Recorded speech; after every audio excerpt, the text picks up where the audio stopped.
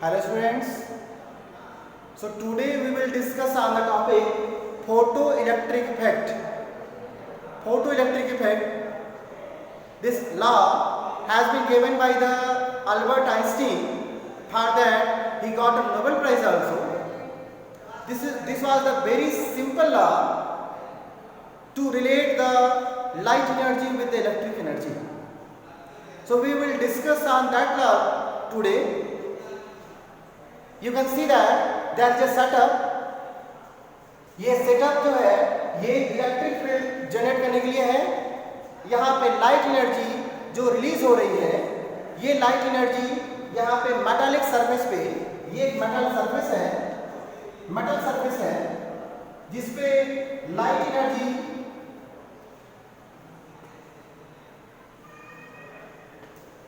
ये metal surface है जिसपे लाइट एनर्जी, लाइट के रेडिएशन फॉल हो रहे हैं और यहां से इलेक्ट्रॉन इजेक्ट होंगे. यहां से इलेक्ट्रॉन इजेक्ट होंगे जो कि अपोजिट इलेक्ट्रोड की तरफ रन करेंगे, जिससे सर्किट कंप्लीट होगा और हम इलेक्ट्रिक एनर्जी को विथड्रॉ कर पाएंगे, इलेक्ट्रिक एनर्जी जनरेट कर पाएंगे. जो आप देख पा रहे हैं यहाँ पे एक सोर्स लगाया गया है जो इलेक्ट्रिक एनर्जी को रन कराएगा, आगे बढ़ाएगा. तो लाइट एनर्जी को इलेक्ट्रिक एनर्जी में कन्वर्ट करने का ये जो प्रोसेस है इसे कहा गया फोटो इलेक्ट्रिक इफेक्ट. इसे कहा गया फोटो इलेक्ट्रिक इफेक्ट. मैं आपको कुछ बातें बता दूं, कुछ बातें जो कि बहुत ही सिंपल है. पहली कि कुछ पर्टिकुलर फ्रीक्वेंसी के लाइट रेडिएशन ही एबल होते हैं जो इलेक्ट्रॉन को इजेक्ट कर सकते हैं किसी भी मेटालिक सरफेस से. दो तीन बातें आपको बहुत ही क्लियर होना चाहिए इस लॉ को समझने के लिए. पहला, frequency of radiation that required to release the electron from metallic surface. दूसरा, the work function of metallic surface. Work function of electron means the amount of energy required to remove an electron from metallic surface. किसी electron को metallic surface से निकालने के लिए एक particular amount of energy की requirement होगी. बिना उस एनर्जी के दिए इलेक्ट्रॉन निकलेगा नहीं. इसका मतलब ये हुआ कि अगर रेडिएशन से एक minimum amount of energy metallic surface को मिलती है तो मेटालिक सरफेस अपने इलेक्ट्रॉन को क्या करेगा, रिलीज कर देगा. तो जो मिनिमम अमाउंट ऑफ एनर्जी है उसी को कहा गया वर्क फंक्शन, उसी को कहा गया थ्रेशोल्ड एनर्जी. मैं दो तीन बातें यहां पे क्लियर कर दूं कि हर एक रेडिएशन जो यहां पे फॉल होगा मेटालिक सरफेस के लिए, उसकी फ्रीक्वेंसी डिसाइड करेगी कि इलेक्ट्रॉन निकलेगा कि नहीं निकलेगा.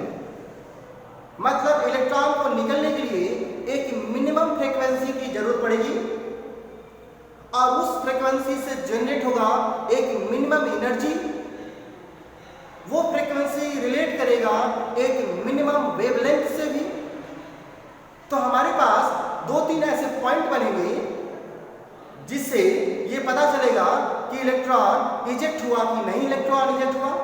ठीक है, वो कुछ पॉइंट मैं आपको नोट करके दिखाता हूं. थोड़ा सा देखिए. सबसे जरूरी है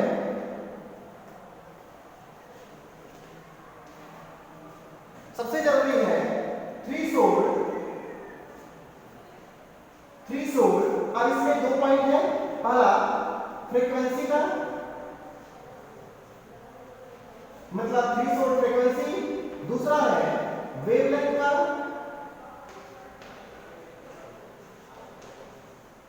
तीसरा है एनर्जी का.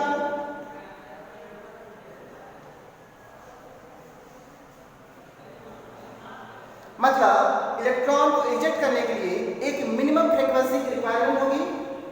उससे कम फ्रीक्वेंसी से इलेक्ट्रॉन नहीं निकलेगा, उसे कहा गया थ्रेशोल्ड फ्रीक्वेंसी.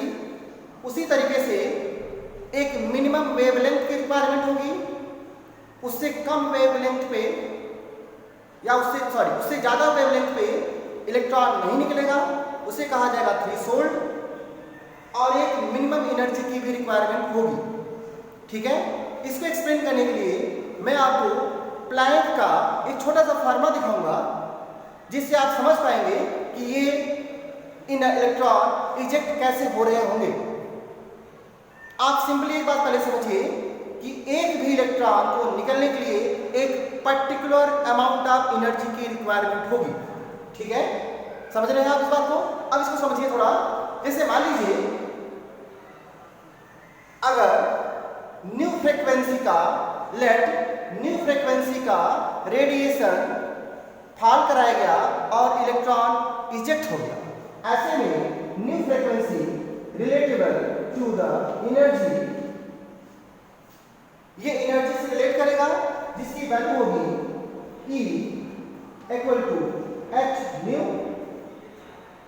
मतलब ये हुआ कि न्यू फ्रीक्वेंसी से हमारे पास एक एनर्जी मिलेगी जो कि कहलाएगा E equal to h nu. ये प्लैंक का रिलेशन है, E विथ मतलब energy with frequency of the radiation. ये मैक्स प्लैंक का एक छोटा सा फार्मूला है, समय आने में मैं इसको एक्सप्लेन करूंगा। अभी आप देखिए h यहाँ पे प्लैंक कांस्टेंट है, फ्रीक्वेंसी है ये रेडिएशन का और ये एनर्जी है। ठीक, अब मानिए कि इलेक्ट्रॉन को इजेक्ट कराने के लिए, इलेक्ट्रॉन को रिलीज कराने के लिए जो मिनिमम फ्रीक्वेंसी की रिक्वायरमेंट होगी वो होगी न्यू नॉट। न्यू नॉट इसे कहा जाएगा थ्रीशोल्ड फ्रीक्वेंसी, इसे कहा जाएगा थ्रीशोल्ड फ्रीक्वेंसी। कम से कम इतनी फ्रीक्वेंसी फॉल होगा तभी इलेक्ट्रॉन इजेक्ट होगा। तो मिनिमम इतनी फ्रीक्वेंसी या इससे ज्यादा फ्रीक्वेंसी का रेडिएशन फॉल कराने पर इलेक्ट्रॉन इजेक्ट हो जाएगा। इस फ्रीक्वेंसी की वजह से जो एनर्जी जनरेट होगा उसे कहा जाएगा थ्रीशोल्ड एनर्जी E नॉट। ठीक है, न्यू नॉट थ्रीशोल्ड फ्रीक्वेंसी से बना E not. Threshold energy, minimum इतनी एनर्जी की रिक्वायरमेंट होती है इलेक्ट्रॉन को इजेक्ट कराने के लिए, और ये एनर्जी इस एनर्जी से ज्यादा होनी चाहिए तभी इलेक्ट्रॉन निकलेगा।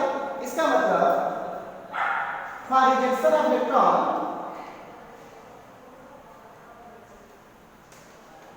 for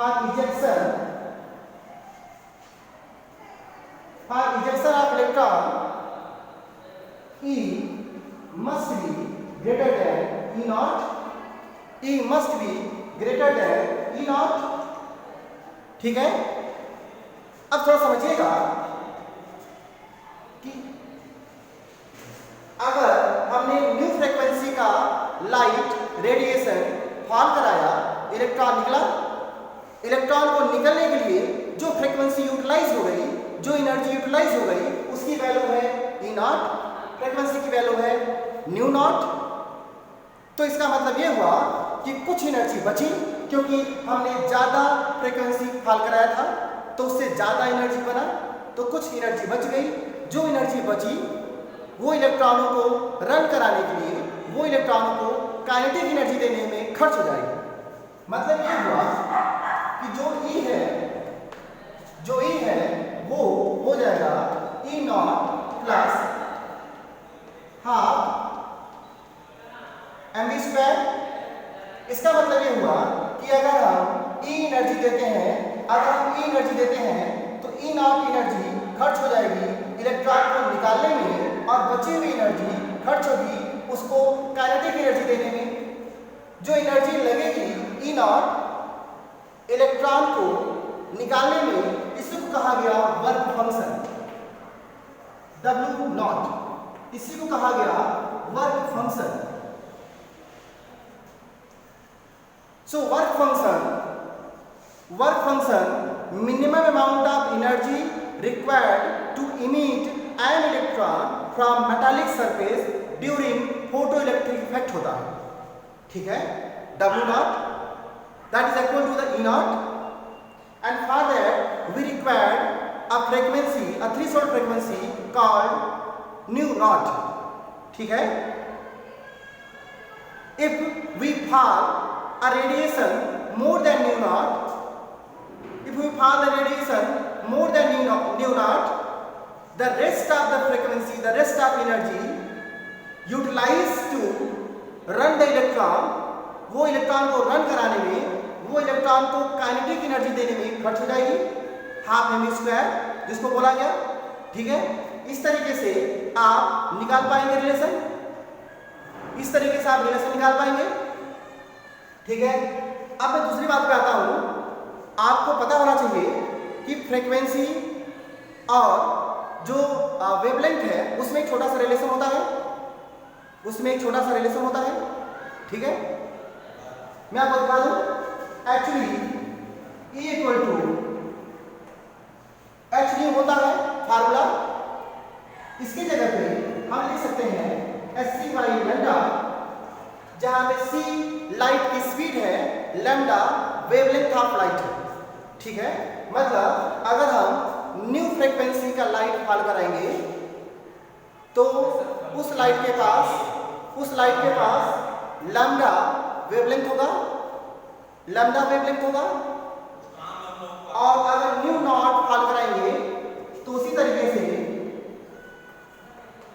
E naught equal to H, अगर न्यू नॉट होगा तो इसकी वैल्यू आएगी C बाई लैम्डा नॉट। इसी को बोला जाता है थ्रीशोल्ड वेवलेंथ। थ्रीशोल्ड वेवलेंथ कहने का मतलब ये हुआ कि फोटो इलेक्ट्रिक इफेक्ट इस थियरी से ये रिलेशन बनाया गया कि लाइट एनर्जी को इलेक्ट्रिक एनर्जी में कैसे खर्च किया जाए। और ये मैं उसका छोटा सा डेरिवेशन दिखा रहा था कि threshold frequency required to remove an electron that associate with threshold wavelength also, that associate with threshold energy also. इतनी एनर्जी होगी तो इलेक्ट्रॉन निकलेगा, इतना वेवलेंथ होगा तो इलेक्ट्रॉन निकलेगा। इतनी एनर्जी, ठीक है। एक छोटी सी बात और मैं बताऊंगा आपको और उसके बाद से मैं क्लास एंड करूंगा, समझिए इसको तो ध्यान से। इलेक्ट्रॉन जब यहां से चलता है तो एक काइनेटिक एनर्जी लेके चलता है। तो अगर इलेक्ट्रॉन को रोकना हो, अगर इलेक्ट्रॉन को मेटालिक सरफेस पर ही रोकना हो तो उसके काइनेटिक एनर्जी के बराबर ही अपोजिट एंड से एनर्जी देनी पड़ेगी, जिसे कहा जाता है stopping potential. Stopping potential is equal to the kinetic energy carried by the electron. अगर हम काइनेटिक एनर्जी के बराबर एनर्जी दे देंगे तो इलेक्ट्रॉन अपने मेटालिक सरफेस पे ही स्टॉप हो जाएगा, रिमूव होगा बट स्टॉप हो जाएगा। ठीक, तो ये छोटा सा थ्योरी आप पढ़िए, photo electric effect. Next lecture में हम डिस्कस करेंगे इसके एप्लीकेशंस को लेकर के, हम डिस्कस करेंगे the Max Planck theory associate with this theory. हम अगले लेक्चर में इन सारी बातों को डिस्कस करेंगे। ठीक है, ओके।